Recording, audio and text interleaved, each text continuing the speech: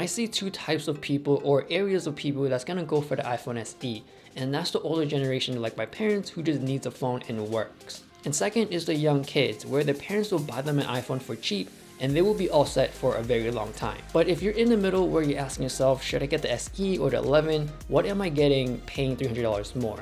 So here are the differences. The biggest one is the screen size. It's obvious that the 11 has the bigger screen, and basically everything you do from watching videos to scrolling on Facebook, you will see a lot more, so the whole experience is going to be better on the 11. Or if you're older or really have bad eyesight, then the bigger screen will also be beneficial for you too. But for the display in terms of the quality and sharpness, I couldn't really tell which one is sharper or even better. The iPhone 11 is the bigger phone, so it will have the bigger battery and it will last longer. So for you heavy smartphone users or people who just love playing games, this phone is going to be better for you at the end of the day. Both iPhones here are water resistant. The SE is rated at IP67, whereas the 11 is rated at IP68. The biggest difference here is that the 11 will survive deeper underwater. Touch ID versus Face ID. During this time in a situation where a lot of people are wearing masks, then Touch ID is going to be faster for you to get in your phone. But honestly, I do love Face ID because first off is probably the most consistent one I've used on any smartphone. Second is logging into my accounts with my face. Once I touch an app,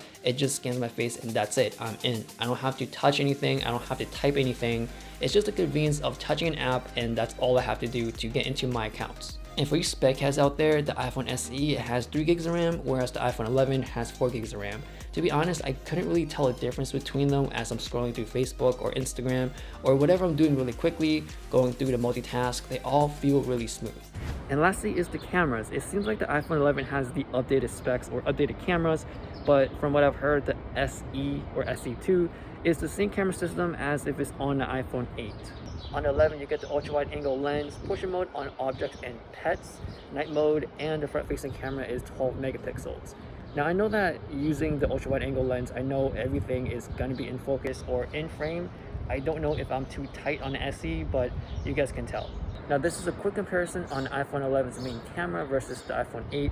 I don't know if you can see a big difference, but I will be doing a full comparison. If you decide to buy the iPhone SE, I think the biggest value here you're getting is the A13 Bionic chip.